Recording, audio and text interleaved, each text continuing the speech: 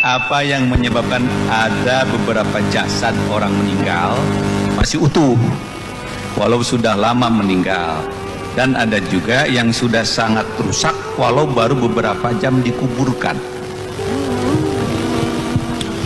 Kata sebagian pakar bumi dan kata dokter, pada beberapa jenazah yang ditemukan utuh katanya terjadi pengapuran, berubah kulit itu, daging itu menjadi kapur.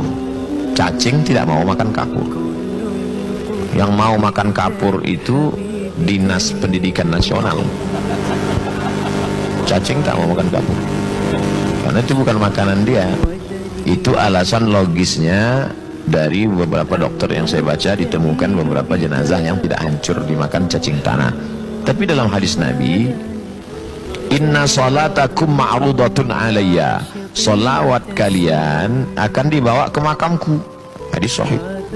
Salawat kita dari Masjid Salman itu dibawa ke makam Nabi di Madinah. Lalu sahabat, jangan sangka sahabat itu kalau dengar pengajian diam, pasif. Enggak, sahabat itu ada nanya. Lalu sahabat nanya, kaifa salatuna ma'rudatun alayka wa qad arimta? Bagaimana mungkin selawat kami dibawa ke makammu? Kamu kan sudah mati dimakan cacing tanah. Dijawab Nabi, innallaha harramal arda ajsadal anbiya. Allah mengharamkan tanah memakan jasad para nabi. Jadi dua-dua ada dalilnya, baik secara hadis Nabi maupun logika akal. Innallaha harramal arda, Allah mengharamkan tanah memakan jasad para nabi. Di kampung saya kiai Pak Ustadz, dia bukan nabi. Karena waktu terjadi pemindahan makam, ini ada kampung mau dijadikan sebagai PLTA, pembangkit listrik tenaga air. Beberapa kampung kecamatan jadi danau.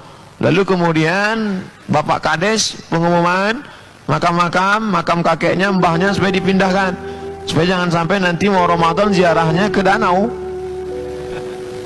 Pindahkan. Hanya ketika digali ternyata makam tidak hancur. Tadi dalam hadis itu kan Nabi, ini al ulama warasatul anbiya, ulama pewaris para nabi. Dia tidak LCMA, dia tidak doktor, dia tidak ustadz terkenal, dia hanya ustadz kampung yang mengajar, tapi perbuatan dia perbuatan Nabi. Wa man ahsanu qawlan mimman da'a ilallah. Adakah perbuatan yang lebih baik daripada mengajak orang ke jalan Allah? Tugas Nabi dilanjutkan oleh al-ulama warasatul anbiya. Itulah mengapa beberapa jasad para orang-orang soleh tidak dimakan cacing tanah. Tapi ada juga dukun santet yang jasadnya utuh. Bagaimana cara membedakan bahwa ini diridhoi Allah, ini tidak? Bedanya, orang yang sesat, penyembah setan, dukun yang mati jasadnya utuh, itu biasanya bertambah, kukunya bertambah, rambutnya bertambah. Maka ketika digali badannya mengecil, dia bertambah. Nah, ini salah satu indikasi. Adapun beberapa makam orang-orang soleh utuh. Bahkan ketika pada masa Umar Ibnul Khattab itu terjadi hujan lebat sehingga air mengalir di pemakaman Uhud. Air mengalir di pemakaman Uhud, kita tahu bahwa tanah Uhud itu pasir.